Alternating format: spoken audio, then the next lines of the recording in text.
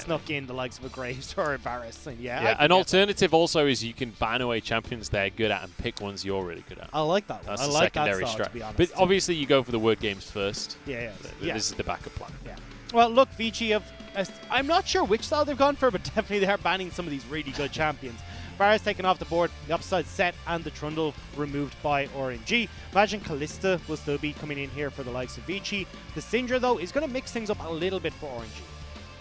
Yeah, the Syndra banned away, the Varus banned away, so just removing all of the top picks from the side of Vici. All of the things that are very safe blind picks that win every single lane, which I think is a reasonable set of champions to ban. The Kalista being taken off the board, though, by RNG. Clearly Betty not wanting to go for that. Does mean we could see RNG go straight towards an Ezreal first pick, though, on this rotation, because you're starting to teeter down the list where Kalista's gone, Varus is gone, and now you're entering the Ezreals, the Sennas, the Misfortune territory. We'll have to see what they want to go with on this first pick. Akali is still open as well, if it's not banned here by Vici, so that would be an option for a first pick, certainly a very safe one, but it is going to be taken off the board. So now, as you rightly say, we're into that kind of Ezreal, Senna, Misfortune territory where who really knows what's going to be picked, because there's plenty of other things. I mean, the Ashe as well, something that can be lent on. The Graves is going to be picked up here by RNG. Got through the draft phase last time, but this is an incredibly strong jungler.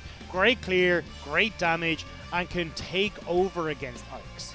Yeah, it's something that Xiaohu shied away from in game number 1. It made it the whole way through the draft. Nobody went for that in the end. They wanted a bit more, I guess, farm potential. Although Graves is great at farming as well. Graves and Nidalee are not too dissimilar when it comes to the speed at which they can get through the jungle. But Vici going to answer here with a Nautilus. And we'll see where they go for their second pick. There is the opportunity here if they want to go towards a jungler. I preferred them to go towards an AD carry and not go too heavily into showing what their cards are right now. At least the Nautilus so far is going to say, look, we're probably going to go with some sort of aggressive mid-game style again. Misfortune going to follow up on that because Nautilus really starts to teeter off after those 2 items. And now you've got Misfortune as well who's coming in. So that 20 to 25 minute mark is where Vici are aiming for with their composition so far. Yeah, and I mean, already Vici setting up for a really nice combo where Nautilus goes in, Misfortune ready to bullet time. If you can get some more champions that fit into those categories, things like your Jarvans, you can already start to see where Vici are going with this composition. You rightly mentioned the Ezreal earlier on, and that's exactly what Betty's going to lock in for the side of RNG. Could go towards something like the Yuumi again here if they really want to, and you just go for this super passive bottom lane. Although also looking towards... yeah. I don't know. It's Ming, right? I'd rather go for a blind Thresh or something. I want to go for something where Ming can make plays. Yuumi, not really that champion. The Leona here as well is good because it works well against the Nautilus. You already win out in that support matchup, but as well shuts down this Misfortune because she's really going to struggle to get off these big bullet times because you've got that ultimate that can lock them down. Yeah, you just solo flash straight on top of her head. Misfortune's going to have a hard time right there. Now Vici have to start to kind of dictate where this composition is actually going to go and maybe looking towards this jungle pool as Olaf being hovered. Certainly would be a little bit more aggressive from Ike's. And I think a much better pick than the Kindred that was hovered. Olaf is going to give them the opportunity to just run at them, try and use this mid-game spike we were talking about. And it means that it's going to be on towards the likes of Betty with this Ezreal and Xiaohu, Bao, and Graves to reposition and make sure that they're able to play around these team fights properly. But right now I'm really liking the way RNG have drafted so far to go against what Vici have shown. So looking good from the side of RNG, and as we look towards the mid lane here for Vici, they're banning this Zoe away from Xiaohu. They already banned the Syndra as well, trying to test Xiaohu a little bit. And when we look back to Spring, one of his most played champions was the Sylas. But honestly, when we look back to Spring, I'd be quite happy to give Xiaohu the Sylas because it didn't look that great, all things considered. Yeah, it wasn't exactly the best of pickups, but still, I think Vici giving attention towards this mid lane is not the worst idea in the world. And I wouldn't be too averse to maybe seeing the Twisted Fate band away here as well for RNG, where if you're going to have this style from Vici that looks very heavily on team fighting and trying to organize these fights around that mid game, just play off into a side lane as well. So mid laners galore going to be taken off the board by both sides here. LeBlanc's still available, incredibly good blind pick for that mid lane. The Twisted Fate, the next ban. And we saw in the replay, obviously Xiaohu very competent, very good on the Twisted Fate. Removes more of these mid-game options. And I think you hit the head on the nail there, Munchables. I'd love to see a LeBlanc ban coming in towards Forge. Very potent on that champion, as you said, but also does pretty well with the way Vici wants to play, which is going in aggressive. And you can have her set up a lot of damage very quickly for that Misfortune to finish off people. We're already running out of meta mid laners, basically, at this stage. There's so many of them banned. Galio still available. I guess Echo as well. The Rumble is one that I'm potentially looking at here for Forge, where you can have him try and slow down the retreat path from RNG, where you can have the follow-up then with the likes of Misfortune Ultimate. You already have the Nautilus, and if you put a Wukong into this mix here as well for Cube, where you've got this really strong fight. Yeah. Also, Corki and Azir, I've just realized, are both still available. So we could just see Corki versus Azir. That is an option.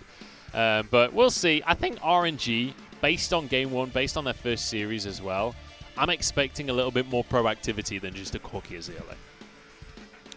I mean, you could definitely go for the Azir here for Xiaohu, though, if you wanted to. It does well into the Corki. You've got an answer for the likes of this Olaf as he tries to run in, keeping the Nautilus at bay, and just trying to keep the rest of Vici away from you. The only thing is, though, that then you will struggle a little bit as the Azir and trying to play around the bullet time, but I don't think it'd be too much of an issue here, especially when you've got the Solar Flare and now this Wukong ultimate to try and be an annoyance for iBoy. It's going to be the Akali. They've decided that they want to show Forge how it is done. Xiaohu going for the Akali in that mid lane. This time, there's not going to be the Renekton, though, to deal with that Akali as they're hovering over a Mordekaiser instead. And, well, if you need something to peel for your AD carry, Mordekaiser's pretty good at that. He does a reasonably good job, does well in that top lane into the Wukong, as well as when he does pop out to try and get onto your back line, pulling him into the Death Realm so he's no longer a nuisance for iBoy and Forge. Cube will be looking to play that more defensive, peel-orientated Mordekaiser, but when you look at the rest of RNG, I mean, they've a lot of damage to try and take at the likes of this Olaf, as well if Nautilus starts to go too aggressive. So I'd be curious to see now how Vici, if they don't get off to this running start, can they actually fight against RNG?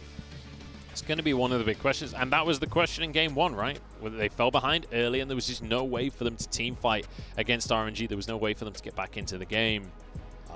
The Korean coaches bowing to each other in the middle there. But I don't know if you noticed, Mata gave a much more deep bow. Much deeper bow. Well, it's about the respect, right? I mean, Mata trained under Coma, so this is where you're showing that respect to your old mentor. And I mean, it's always nice to see that you still got that rapport there. Yeah, I'm not going to pretend that I know Korean or Chinese culture well enough to go into any of that kind of stuff, but I can see it. I can see where you're coming from on that one for sure. And you know, Mata, outside of just training under Coma, he just lost the first game, so Coma's feeling good in terms of that relationship right now. But we'll see how game number 2 is going to go here between the two teams. But I have to say, I don't know whether it's just recency bias. I don't know whether it's just my mind playing tricks on me. But when I look at these two compositions, I'm liking the look of RNG's a little bit better. I agree. I think the Corki is the one pick here for Vici that kind of is a little bit of a pivot away from what they're already deciding to do. It kind of looked like they got towards that second pick phase and were like, crap, we can't really go in super aggressive against this team because we'll end up losing out. So decide to try and move away. And I think they've now found themselves in a little bit of an awkward position with how Corki and Olaf function together. But we'll have to see if they are going to be able to at least find some sort of advantages in the early game.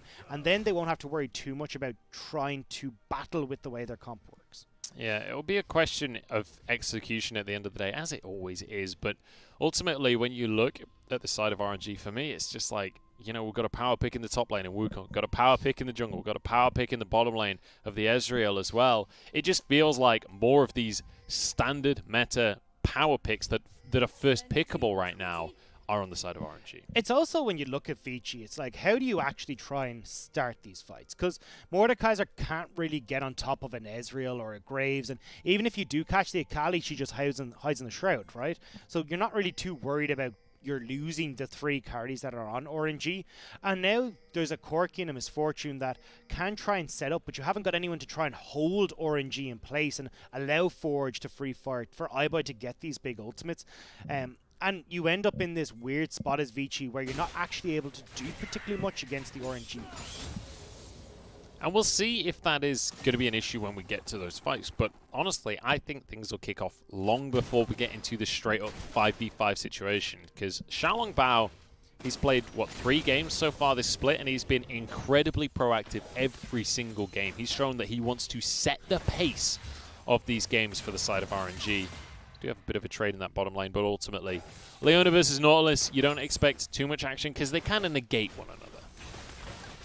You say that, but Leona, when she does hit this level 3, takes over the bottom lane just because of the inbuilt tankiness she has off of the W. I mean, Nautilus shield just doesn't do enough to try and answer for it. So when you go aggressive, especially before that first buy, it will be Betty and Ming favored. But after that, the difference in the 80 carry damage is what really is going to turn this back over in favor of Vici. I don't know how Cube didn't get that minion there. It looked like he attacked it. I heard it attack, but it didn't do any damage. And he missed the minion. Very sad. Yeah, we've seen him miss a fair few there. Xiaohu. Oh, Forge is in trouble, actually. That's a lot of damage. And Xiaohu already bullying this Corki, already doing a great job. And Akali as Cube wants to find himself a 1v1. And Nu might just be in... Why is he still CSing right now? Oh, he goes for the flash. He survives in the end, but... I feel like Nu just completely disrespected that. Yeah, flash burnt now. And as Ikes, you've got this brilliant lane that you can go and play towards. Cube needs to try and look for the bounce back, but Xiaolong Bao trying to answer in this bottom side. I feel like Cube could have forced the issue a little bit there, or maybe tried to go for something, but perhaps not. Either way, Nu going to burn his flash. You can see Xiaolong Bao once again looking towards this bottom lane. He seems to be a bit of a favorite for his recently. He's going to have to settle for the skull crab. This lane is going to slowly push out though, so could go scuttle back in towards bot side. There is no vision here, so it's not like Vici know that this is going to happen. There is a ward that has just been placed, and that means that he's going to have to back away from that one in the end, and we'll see where he's going to opt to go for next. I'd expect him just to clear his own jungle though, reset and see what he can set up for later. Ming going to go in, trying to get onto iBoy. Stun is going to be there. Betty there to follow up. Actually flashes forward, and iBoy's ignited and taken down. 2v2 from RNG. And we said it, level 3 is right where RNG are going to be able to take over this bottom lane. The Leona's just far tankier than the Nautilus. Betty's got a heap of damage as well because he hasn't backed where you're picking up the likes of a tier, whereas iBoy's going for damage, and they punish beautifully. Once again, RNG's bot lane coming up clutch. Do you know what? I'll eat my words on that one because I said nothing was going to happen there, but RNG say no. Ming says, I've got a playmaking champion and I am going to make plays. This is what I love to see. And now think about it from Xiaolong Bao's perspective, right? You've got a winning bot lane now that's doing great for you.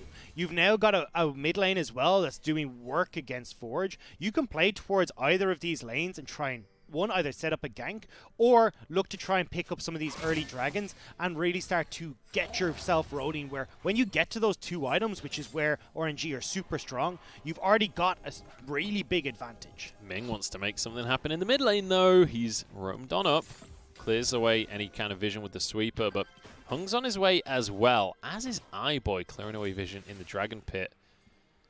And Hung steps forward very aggressively. He's just going to try and get some deep vision for himself, and that will spot Ming as he moves back down towards the bottom side of the map.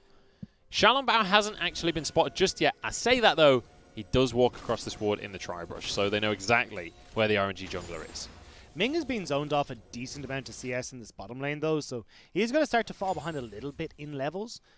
So we will see Hung hit that level 4 slightly before Leona, and there is that brief window with Ikes on this bottom lane where they can try and make something happen. Ooh, Xiaohu going very aggressive. He's hit level 6, but he misses the perfect execution. Can't get the kill. Does survive the tower dive, though. It's just going to be an even fight in the mid lane. Actually, it's a flash for an ignite, so I think Xiaohu still just about wins. Yeah, I think he's going to be reasonably happy with that. And with that flash burn now, it becomes a lot easier for them to try and make stuff happen. Ooh, Zenith Blade just about goes wide there. And that's going to be the end of that, honestly. If you can't get onto iBoy, you can't really fight this. Ikes is going to try and start up this dragon, though. And with Xiaolong Bao invading on the top side, this is kind of coming out as a win. Oh, hang on, top lane. Cube in a 1v1 against Nu here. Both going to walk away pretty fine at the end of the day.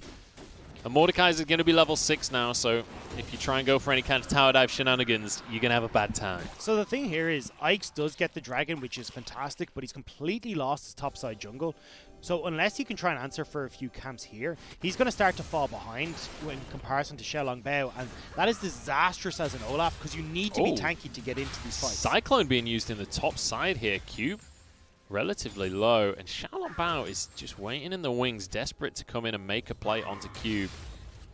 Cube knows it though, and he's just going to have to clear away the vision and just settle for that for now. So again, I'm actually looking back down towards Ike's. Xiaohu has managed to roam into the jungle, is stopping him from picking up these Raptors as easily as you'd like. He's going to try and do it again here.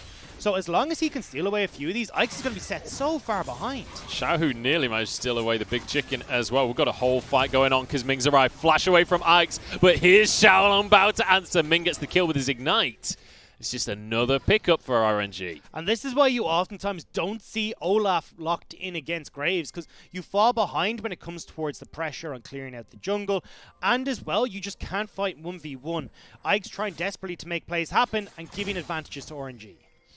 Forge could be in a bit of trouble here as he actually balks so early on in the fight. There's no flash available, and he's going to go down. Xiaolongbao gifted the kill there, the collateral damage to do it. RNG are playing this map so damn smart, and this is what we wanted to see from them continuing forward. It really looks like RNG have gone back to what we expect from this team. It just feels calculated, right? It That's feels it. like they know what they're doing. They've got a plan and they're sticking to it and using this Graves versus Olaf matchup to their benefit. But also Forge, a little disrespectful there. They knew whereabouts on the map everyone was. And with Xiaohu understanding, hey, look, Ike's has got to invade here. He's constantly checking those Raptors. He knows that, look, either Ike's goes into his own jungle, he's got nothing to clear, his entire jungle's gone, and he's useless, or I can just protect these Raptors a little bit and buy enough time for Xiaolongbao to make it over, and we can turn this fight around. In the meantime, Ike's going to be able to start off this Rift Herald as everyone from RNG had to recall.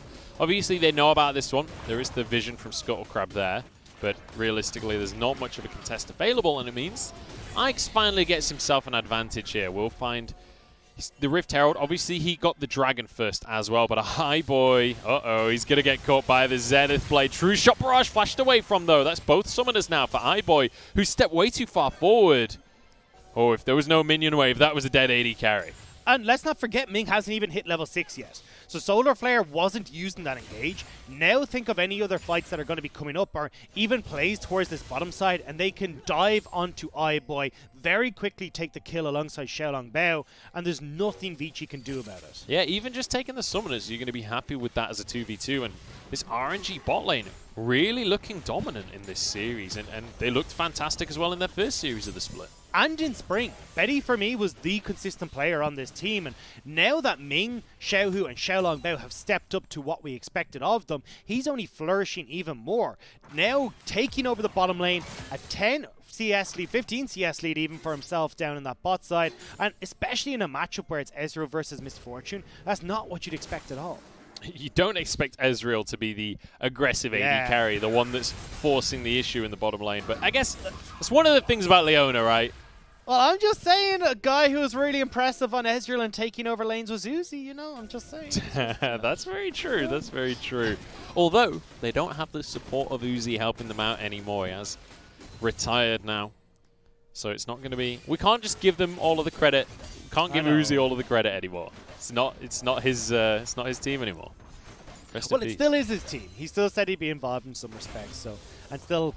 I imagine he's still trying to help out behind the scenes. Unfortunately, just health issues and that mean that he's not going to be here anymore. And I can already see the Bible thumps in Twitch chat. The Bible chumps. Yeah, look, I didn't sleep That's kind well of last offensive, night. dude. Yeah, I didn't sleep well last night. I am struggling a little bit. I'm not going to lie. Accidental burn from Dagda there. Yeah. Oh dear, let's take a bit of a recap of where we're at right now, because RNG already with a 2,000 gold lead at 11 minutes. They're 3 kills up.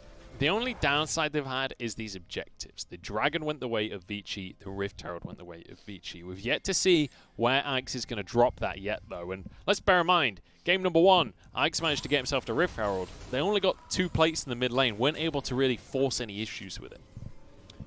Well, I think the best way for Vici to try and use this Rift Herald is put pressure towards the mid lane just as this next dragon is spawning, and maybe they can look to sneak one away and put the brakes onto RNG a little bit, but still, with the dominance that RNG has had, they should be able to maneuver where they're not going to worry. And especially with Ike's on this top side, it looks like it's all about just getting some of this gold in onto Cube. Potentially even taking the tower here, actually. I was going to say, yeah, there's 2 of them here, and there's no answer whatsoever. Nu cannot step up to this. So this is going to be the first tower of the game surely going down in favor of them. But the Cyclone comes on through.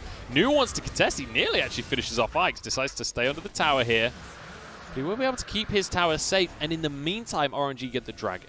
And now we can make that play bot because you don't have those summoner spells up quite yet for iBoy. With all these members down here. He needs to be careful here. Does Arcane shift away? In comes Xiaohu and Ming to try and set this play up. I don't think they're going to go for the dive though, because Forge, you could see him on the minimap starting to move down towards this play. Xiaohu had moved up towards the top side to just dissuade anything extra coming in from Cube and Ikes. So with Xiaohu teetering top, the lean towards the bot side from the rest of RNG isn't going to quite work out. Just going to be complete vision control though. There's so many wards that Xiaohu and Ming have cleared now for their side, just taking away those resources. And Cube finally gets to step forwards here, and he will get the first tower of the game eventually. Nu was able to delay things, but ultimately this Mordekaiser well ahead in the top lane. It doesn't matter too much, though, for the Vici game plan, because when you think about it, Cube here is, we already said, going to have a difficulty getting into these fights. He's going to be trying to use this Shadow Realm a little bit more defensively, and helping to beat someone in 1v1. I mean, yeah, you can kill them faster, but the whole point is Mordekaiser kills you anyway. So it's not going to be a massive boon to Vici, the fact that this gold has gone on towards the Mordekaiser. One thing I will say, though, is Mordekaiser is one of these champions that if you get far enough ahead, you can just win the game by yourself. You can just walk in on 1v5. So if Cube can keep that ball rolling and can get enough gold behind him, he will get very, very scary very quickly. So RNG do need to watch out for that potential situation. One downside, though, is everyone just build QSS, and it kind of negates all of that. Well, even then, like, think about trying to get onto some of these carries. I mean, it's easy for you to get onto Yu and Xiaohu because they'll be in the thick of things, but when you look towards Xiaolongbao, towards Betty, the ones that are really going to be dealing a ton of damage, it's not as easy for Mordekaiser to get onto them. You've got the arcane shifts to avoid some of the death grabs. Same with the E from Xiaolongbao, who'll be able to just quick draw himself away. So Vici's going to find themselves in a bit of precarious spot when we do get towards some of these later fights, as long as RNG have set up correctly and they're not just allowing Vici to wander in on top of them in the likes of that Dragon Pit. Okay, so if that's not the game plan, what is the game plan then for Vici? How do they execute this composition to find themselves a win and equalize this series? I imagine the best bet here for them is to try and go for some sort of split push here with Cube and Forge off in side lanes and hope that they're able to answer for it. But when you've got Xiaohu, who's starting to get pretty far ahead here, it can be an issue for Forge to deal with this Akali in a side lane and not have to worry about RNG and very quickly taking some of these objectives while you're in side lanes. Thought Xiaohu was going to be in a bit of trouble there. Zenith Blade just goes wide on the side of Ming. It means that Forge can just clear away this mid wave. Xiaolongbao went in to get some vision control off this Herald, but Vici have answered in force here as they move towards the Rift Herald themselves. Cube here, iBoy here. Everybody arriving to make sure that they can get every single neutral objective this game. The package is up and available for Forge, which is going to turn this fight pretty heavily in favor of Vici. They still want to go for this one. Nu caught out, hung incredibly low, and already a kill onto the mid laner. iBoy's in trouble as well as Xiaohu dashes away. Ikes can't answer for him, and now he flashes back over the wall and finishes the kill. Nu desperately just trying to survive against Cube. Won't be able to do so, but it doesn't matter because the kill is answered and it's a double for Xiaohu. And it doesn't matter if Forge has package, if he just dies straight away. He got disintegrated at the very beginning of that fight. Maybe got an auto attack off, and RNG run away with this. Just watch Forge. He's like, cool, I'm going to make the play. Ming flashes in aggressively, CCs him forever, and Vici, as a result, lose their mid laner. iBoy's running for the hills because Xiaohu has already removed 3/4 of his health bar. And it's only Cube left trying to salvage this fight. And that was actually a flash from Cube at the end of the fight as well. So, you know, that issue you mentioned before of Xiaolongbao and Betty being difficult to be pulled into the Death Realm, that becomes even more difficult when Flash isn't available. And now you've got this Rift Herald as well. So although the towers haven't been cracked for RNG just yet, they can use this advantage now to start getting some of that standing gold in their favor. You can see already how Betty has moved towards this mid lane. He's going to be on clearing out this mid wave duty and allowing Xiaohu and Nu to try and use their finished items now to put pressure onto these side lanes. Yeah, on the side of RNG though, they've got to move in quick if they want to contest this dragon, because the vision control very much in favor of Vici right now. You can see Ming sweeping away, trying to change that fact. Xiaohu has arrived as well, and Xiaohu here from the bottom lane will be able to rotate up very quickly. Vici have to be pretty careful though, because look at where Nu is positioned right here. He can get a really good flank off if they try to enter this river. Same with the position on Xiaohu. If RNG are able to bait Vici into this river, you get perfect access for both the solo laners of RNG. Not the Corki bug, Dagda. Anything but the Corki bug. I can't deal with the Gatling gun for the rest of the game. Look, what we need to do is him to buy his Zhonya's, and then we get the Zhonya's bug with the Gatling gun. That's the dream. That's the ultimate dream. Yeah. I think it works for the stopwatch potentially. I don't actually know though. Well, it's just going to be not contested in the end from Vici, and understandably so when Cube's not there as well. But I do feel like there is still a potential avenue for a victory here for Vici when it comes to this misfortune, because they're only just under 2,000 gold behind at this point in the game. If you can get a good CC chain onto a couple of players, and you can get iBoy to get the bullet time across everyone, you could still win a fight.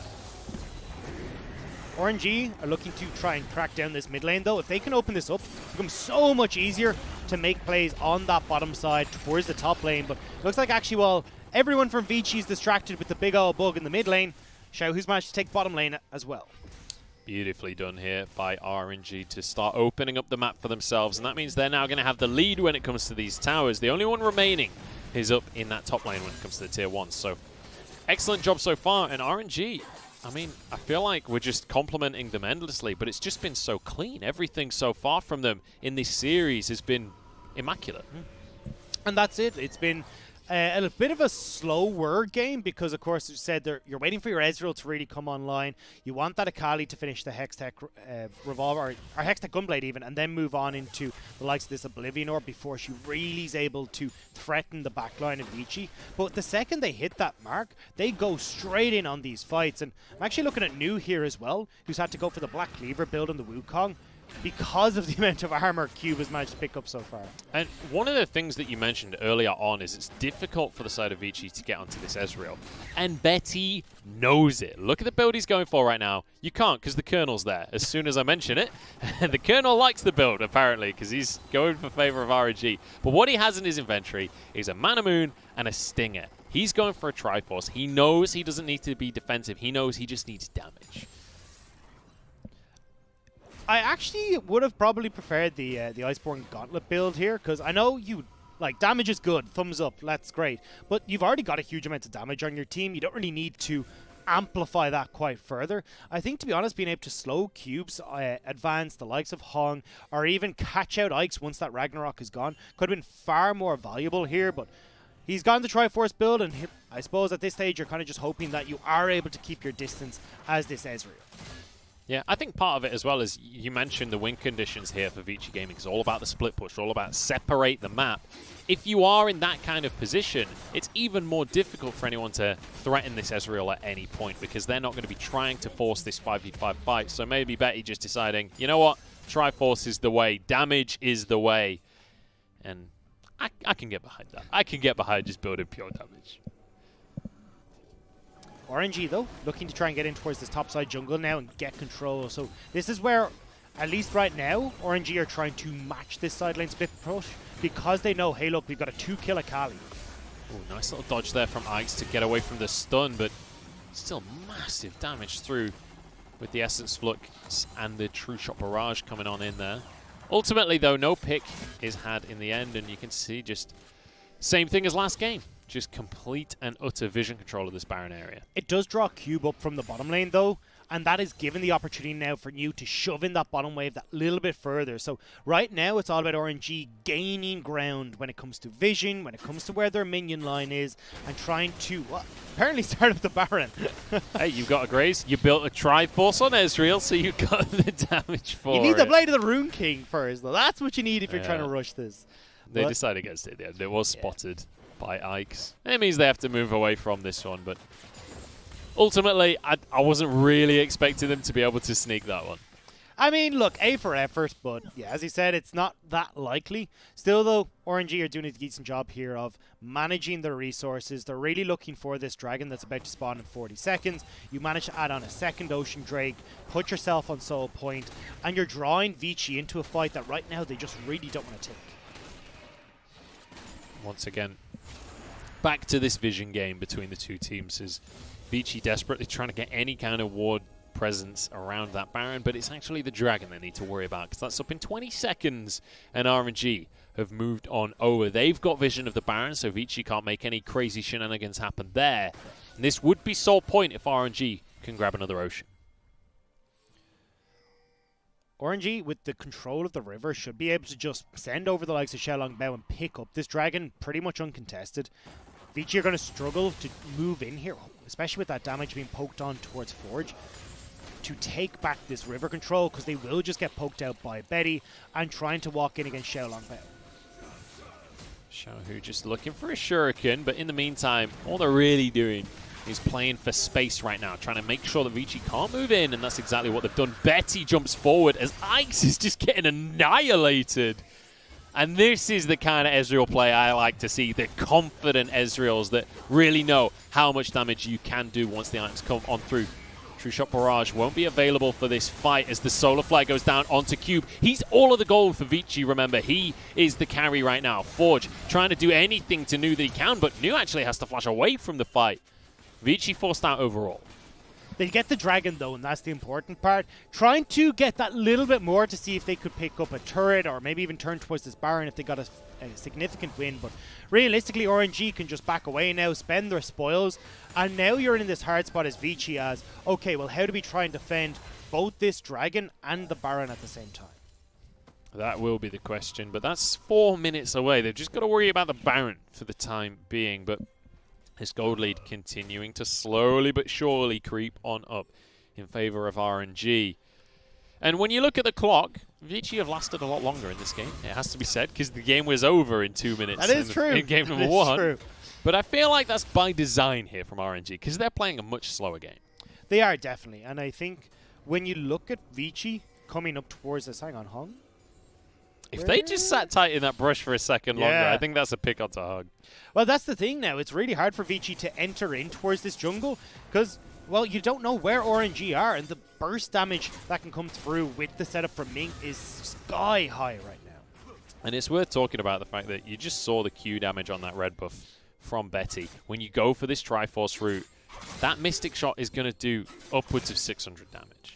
And you've got control now of RNG of the Baron Pit. You just swept it out. So you know that once you start to get these blue trinkets out of Vici, there's no more vision that can move in that aggressively. So as long as RNG are able to keep control of this topside jungle, they can starve out the vision from Vici. In onto Hung they go. Cube has the Essence Flux on him, and Xiaohu dives across the backline. True Shot Barrage across the team. Solar Flare doesn't quite land though, and Hung found caught out in the wrong spot. Cube goes down as he can't get the 1v1. Forge is in trouble. So is Ikes. The whole of Vici falling apart before our eyes. And it's only iBoy and Forge to walk away. And everyone from RNG is still standing so they can turn over towards this Baron. And that's how you get the control here for RNG. Getting the vision in the right place. The teleport in towards the backline is new. And as soon as you have all these pieces from RNG moving together, they dive onto Vici and just solidify their win.